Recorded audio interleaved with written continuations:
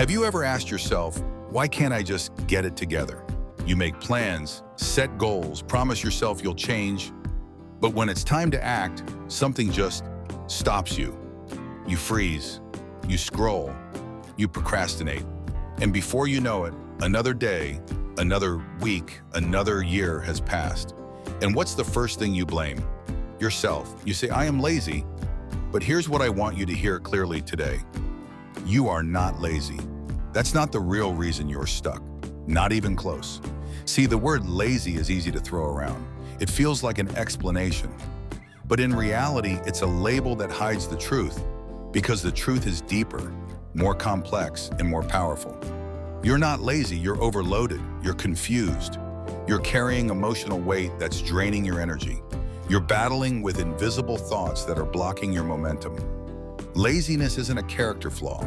It's a symptom, a signal. And if you listen closely, it can lead you to something powerful. Welcome to Break Your Limits, where we go beyond shallow motivation and get to the root of what's really holding you back. Today's message is personal, raw, and transformational.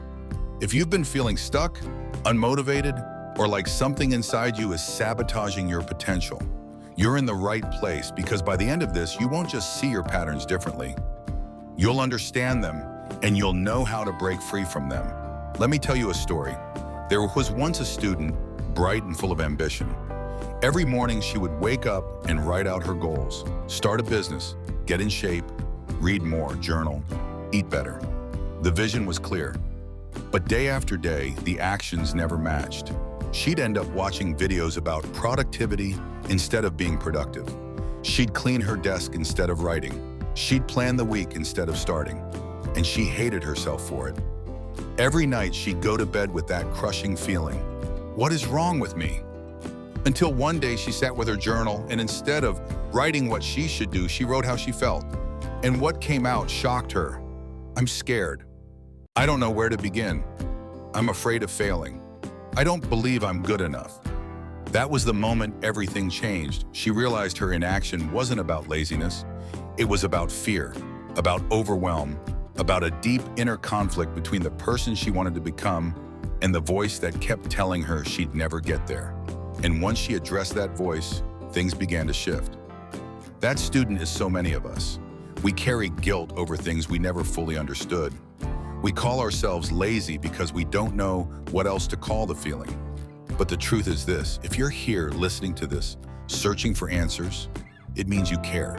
Lazy people don't seek growth. Lazy people don't beat themselves up over not doing enough. Lazy people don't make promises to change. You're not lazy, you're misaligned. Let's break this down even deeper. The first thing you need to understand is that action doesn't come from willpower, it comes from clarity. Most people don't take action because they don't know exactly what to do or why they're doing it. Vague goals like be more productive, get in shape, or start something don't activate the brain. They create mental fog.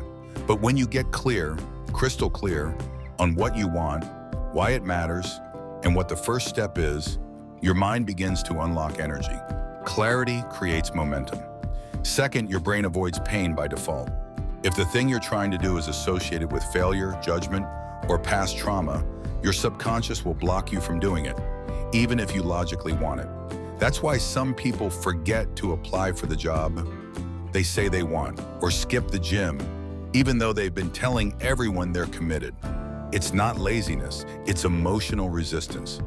Your brain is trying to protect you. Third, many people are operating on outdated self-beliefs. Somewhere along the way, you picked up the idea that you weren't enough. Maybe it came from a teacher, a parent, a friend, or your own painful experience.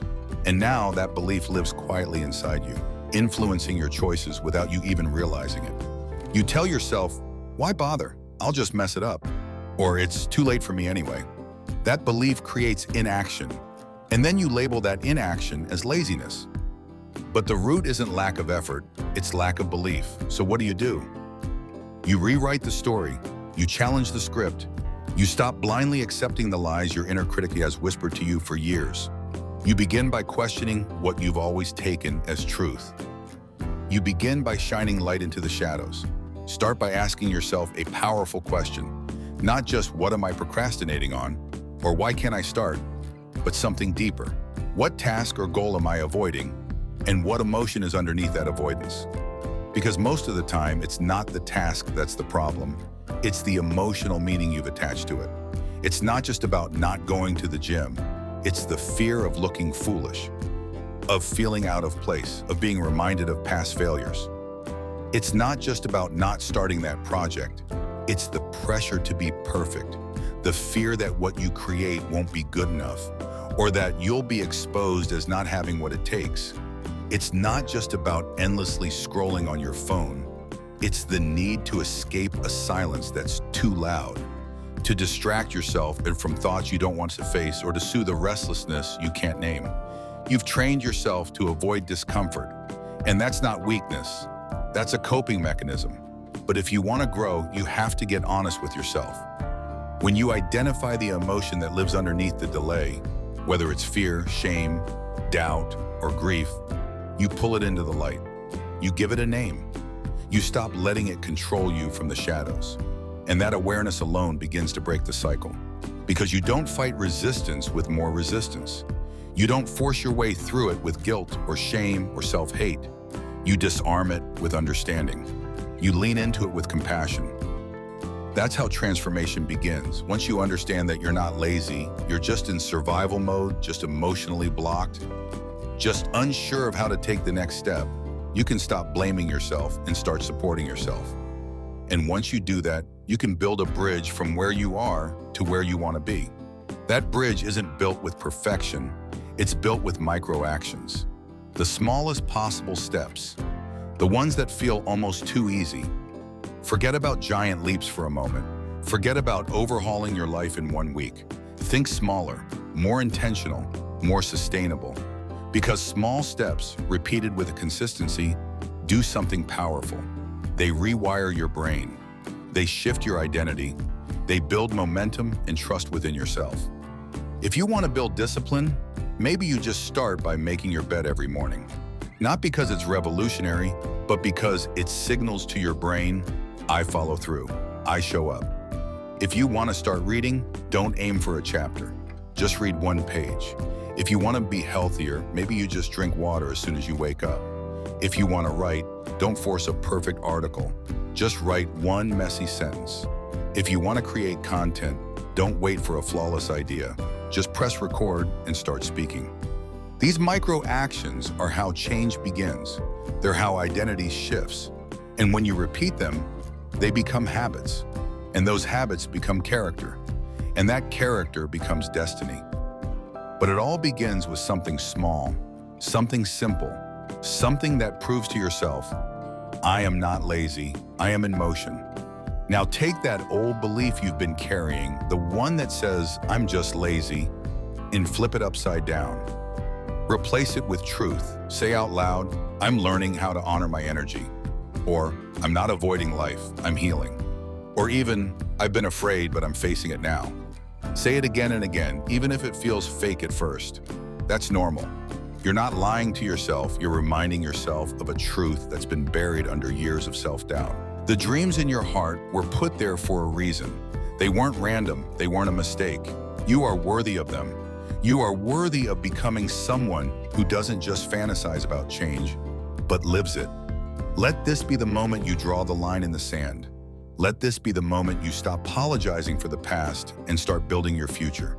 Let this be the moment you say with boldness, I will no longer live by the limits that were given to me. I will rewrite my story. And you can start today. Right now. I want you to pick 1 belief you are releasing. Just 1. It might be the idea that you're lazy. It might be the guilt you've been silently carrying. It might be the shame around your failures. Whatever it is, type it out. Speak it, let it go, name it, break it, replace it. That's how the shift begins. And if this message woke something up in you, don't let it fade. Subscribe to this channel and commit to this work. Because here at Break Your Limits, we're not here for surface level hype. We're here for real transformation. for deep identity change, for honest, hard-earned breakthroughs. We're not here to motivate you for a moment. We're here to walk with you into momentum. You've been stuck because you've been trying to fight invisible battles without tools, without awareness, without support. But now you're equipped. You see the pattern, you've named the resistance, you've taken the first step, and that changes everything. You are not lazy, you are becoming. You are stepping forward, not because it's easy, but because you finally believe it's possible. And I believe in you. I believe in the fire you've been trying to hide. I believe in the strength that's been buried under fear. I believe in the version of you that's no longer waiting for permission, because you've just given it to yourself. This is your moment. This is your shift. This is your comeback.